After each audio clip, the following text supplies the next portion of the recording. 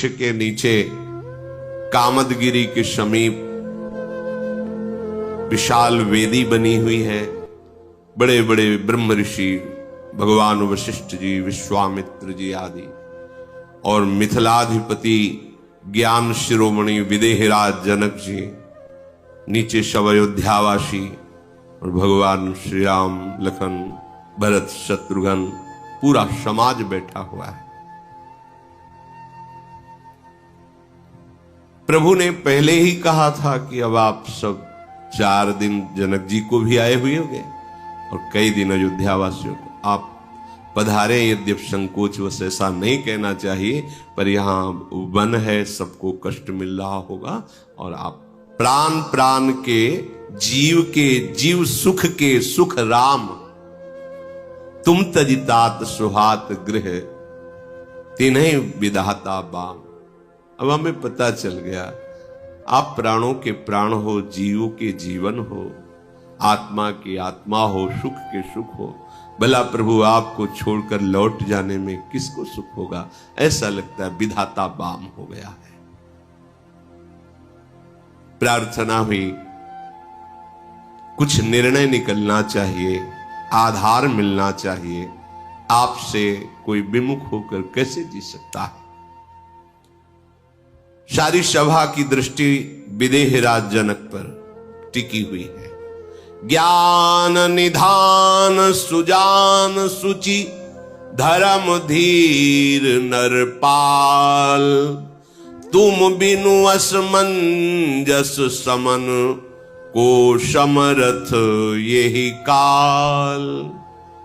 भगवान वशिष्ठ जी ने कहा, विदेहराज जनक जी, आप तो ज्ञान के भंडार हैं, परम सुजान है, परम पवित्र हृदय आपका है, धर्म की धुरी को धारण करने वाले हैं।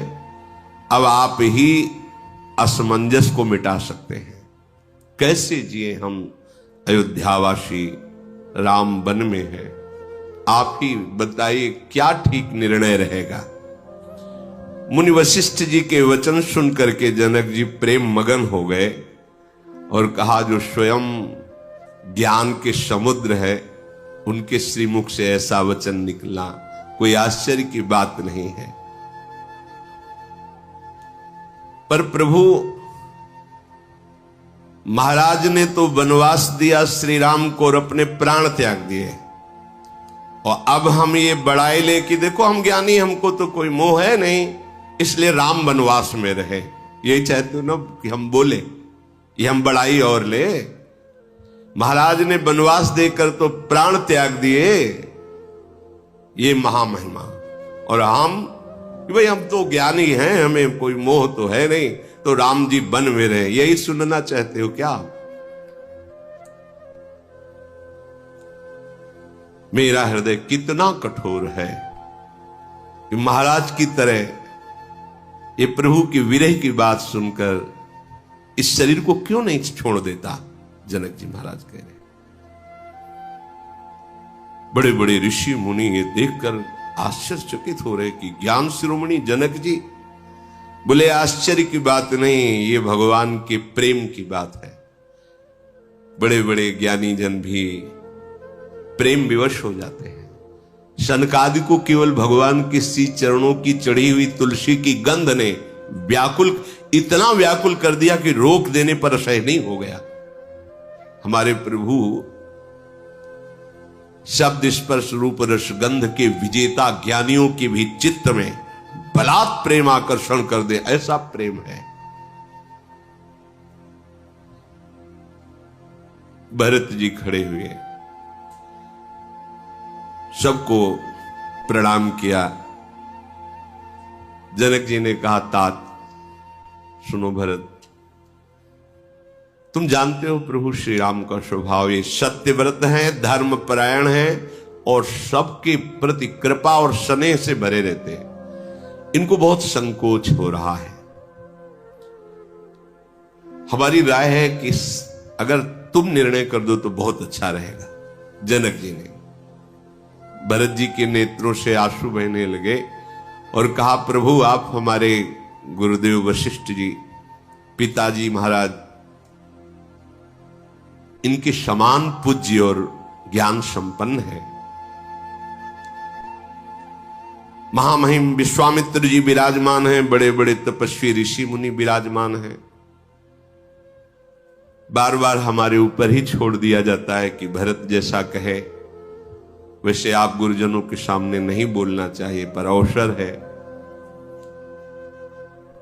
बहुत विचार करके आप सबके चरणों के प्रताप से यह निश्चय हो पाया है।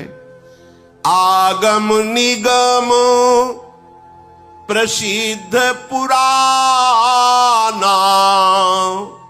सेवा धर्म कठिन जगु जाना, स्वामी धर्म स्वार्थ ही विरोधु, बैर अंध प्रेम ही न प्रबोधु।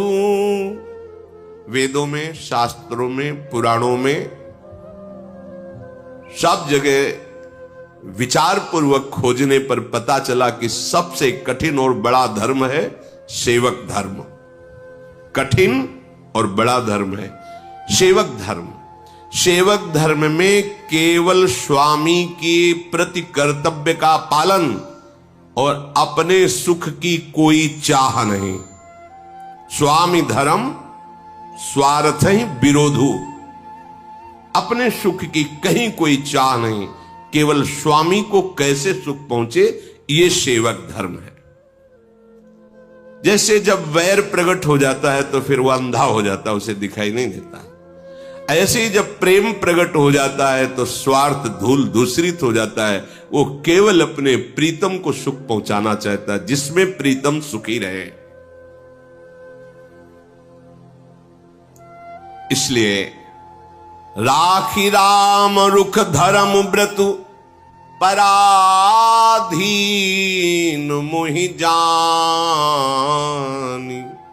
सबके सम्मत सर्वहित करी प्रेम पहचान। मैं पराधीन हूं, अर्थात मैं श्री राम के अधीन हूं। मैं स्वतंत्र नहीं कि मैं जो चाहूं बोल दूं। मेरी रुचि राम रुख लेके चलेगी।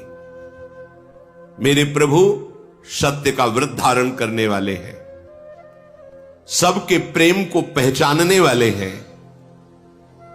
इसलिए बस मैं यही कह रहा हूं, मैं पराधीन हूं। भरत जी की बात सुनकर जनक जी सराहना करने लगे कि समझो भरत जी के गूढ़ शब्द, सुगम और अगम। थोड़े शब्द हैं पर सुगम और अगम, सुंदर, कोमल और कठोर। बड़े बड़े ज्ञानी जन बैठे, विचार कीजिए भरत जी की बात को। दर्पण हाथ में है पर नेत्रहीन को मुख नहीं दिखाई देगा। ऐसे ही ज्ञान के बिना, ज्ञान नेत्र है, भरत जी की बात समझ में नहीं आएगी। कह रहे बहुत ही सुकोमल और बहुत ही कठोर, बहुत ही सुगम और बहुत ही अगम है। ज्ञानी आज जनक जी मगन हो गए भरत जी की बात सुनकर। देवताओं ने जब देखा कि महिमा भरत जी की प्रकाशित हो रही है, बात भरत जी के ऊपर आ रही है, भरत जी तो ऐसा कह रहे, तो सराहना तो भरत जी की बनती, पर सरस्वती जी से कहा कि आप संभालो, बीच में आप कूदो, अयोध्या वासियों का उच्चाटन करो, मिथिला वासियों का उच्चाटन करो। यहां सबको रुचि नहीं रहनी चाहिए, नहीं हमारी बनाई बात बिगड़ जाएगी। आप कोई माया रचो। सरस्वती जी ने कहा मूर्ख हो क्या तुम? भरत जी की मति में हमारी कोई शक्ति काम करेगी? अरे ब्रह्मा विष्णु महेश की माया इतनी प्रबल है, वो भी भरत जी की बुद्धि को छू नहीं सकती, फिर हमारी क्या छू सकती है? तुम बड़े भोले हो देवताओं, स्वार्थ के वशीभूत होकर तुम जानते नहीं हो, कहीं चांद की चांदनी किरण प्रचंड सूर्य को अपने प्रभाव से दबा सकती है क्या? मैं एक किरण हूं। भरत की बुद्धि प्रचंड भास्कर है, भगवत प्रेम से युक्त, उनको मैं बदल सकती हूं क्या? जिसकी बुद्धि के निश्चय में प्रभु विराजमान है, उसकी बुद्धि अटल होती है, उसे कोई नहीं बदल सकता। जहां सूर्य का प्रकाश है वहां अंधेरा नहीं रह सकता। सरस्वती जी ने कहा, देवताओं तुम्हारी बुद्धि स्वार्थ के अधीन, इसलिए तुम ऐसी विनय बार बार कर रहे हो। देवताओं को फिर भी संतोष नहीं हुआ। तुरंत उन्होंने षड्यंत्र रचा, भय, भ्रम, उच्चाटन, अप्रीति, इसका प्रयोग कर दिया पूरी सभा के ऊपर। समस्त देवता पूरी सभा के ऊपर भय, भ्रम, अप्रीति, उच्चाटन। सोचो, जब तुम भगवत प्राप्ति के लिए चलते हो तो ये 4 शब्दों को नापना। भय, एक अजीब सी घबराहट, भ्रम, पता नहीं भगवान है कि नहीं, मिलेंगे कि नहीं मिलेंगे, क्या ऐसे ही जलता रहना पड़ेगा। अप्रीति, आराध्य देव के प्रति कोई भी प्रेम नहीं बन रहा। उच्चाटन, ये दैवी माया। ये जब प्राकृतिक माया से निकलना चाहता है तो दैवी माया प्रकोप। साधक जन जब प्रश्न करते हैं तो पता चलता है, और अपनी छाती को भी तो देखा है, हृदय को भी तो देखा है। ये कुचाल कर दिया देवराज इंद्र ने। जनक जी, वशिष्ठ जी, विश्वामित्र जी और भरत जी, इन बड़े बड़े महापुरुषों के ऊपर उसका कोई प्रभाव नहीं, और सब प्रभावित हो रहे हैं। सारी समाज में कभी अयोध्या अच्छी लगती है, कभी चला जाए यहां से, कभी एक भयावह कि प्रभु से बिलक कैसे रह पाए। विविध भाव, एक रस जो जहां राम प्रेम विराजमान था, देखो वहां प्रकट कर, ये बहुत प्रचंड है। इसलिए करो सदा तिनके रखवारी, जिम बालक राखे मातारी, तभी परमार्थ सिद्ध होता है। नहीं तो गिरने में देर नहीं लगती। साधन बल काम नहीं करता, मेरे बल सी वृंदावन रानी। सबकी तरफ देखा इन महापुरुषों ने और कहा कि हे तात राम, अब तुम निर्णय कर दो। अब तुम जिसको जो आज्ञा करोगे वही बात स्वीकार हो जाएगी। रघुनाथ जी बहुत ही सरल, सत्य, कोमल वाणी में बोले, मिथिलाधिपति महाराज के विराजमान होते हुए जो बोलना भी होगा वो अच्छा नहीं लगेगा। आपकी और गुरुदेव की आज्ञा है तो मैं शपथ पूर्वक कहता हूं, जो आप लोग निश्चय करें भरत जी की सहमति के अनुसार, मैं वही स्वीकार कर लूं। मुझे अच्छा नहीं लगता कि मैं अपनी तरफ से कुछ बोलूं। फिर सारी सभा भरत जी की तरफ। भरत जी बड़े संकोच में हो गए कि बार बार घूम के बात मेरे ही ऊपर आ जाती है। बड़ा भारी धैर्य समझकर अपने प्रेम को संभाला। भरत जी प्रणाम करके, हाथ जोड़ करके विनय पूर्वक का क्षमा कीजिए, जब बात हमारे ही ऊपर आ जाती है तो आप गुरुजन हैं, वशिष्ठ जी, जनक जी, सब माता पिता सुहृद मित्र गुरु स्वामी पूज्य परम हितैषी अंतर्यामी सब यहां विराजमान है सब। और मैं शरणागत हूं। शरणागत का हित करना आप सबका स्वभाव है, आदर करना, अवगुणों को ढक लेना,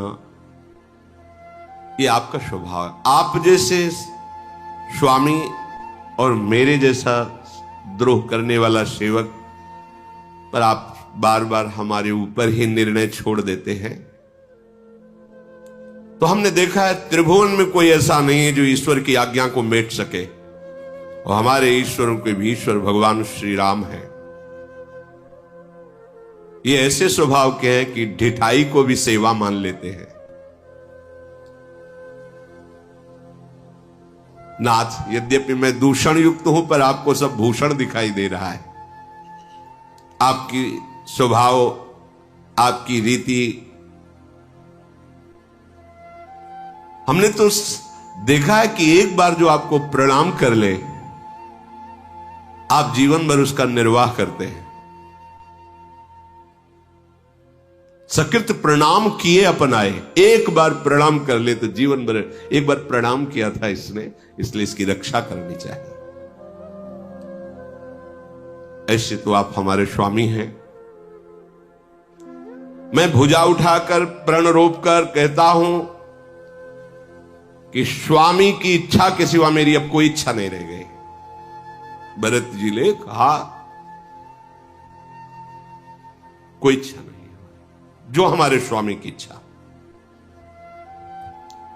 हमारे स्वामी को स्वभाव अपने सेवक की बिगड़ी हुई बात को संभाल देना। कृपालु, कौन आपकी महिमा का वर्णन पूर्ण रूप से कर सकता है।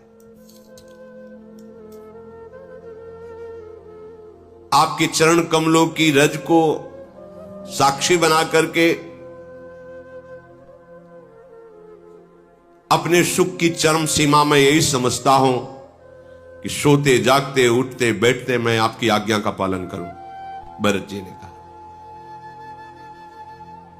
कोई स्वार्थ, कोई कपट, अर्थ धर्म काम मोक्ष या इनकी किसी की आकांक्षा मेरी कोई नहीं। बस अब हमारे हृदय में रह गई मेरे स्वामी प्रभु श्री राम जो आज्ञा करे, मैं मन वचन कर्म से उसी का पालन करूं। देव, बस अब मुझे आज्ञा रूपी प्रसाद मिल जाए, यही हमारी इच्छा है। अगर हमारे ऊपर बार बार बात डाल दी जाती तो बस एक ही इच्छा रहेगी, मेरे स्वामी श्री राम मुझे आज्ञा रूपी प्रसाद दे और मैं मन वचन कर्म से आजीवन उनकी आज्ञा में रहूं। बस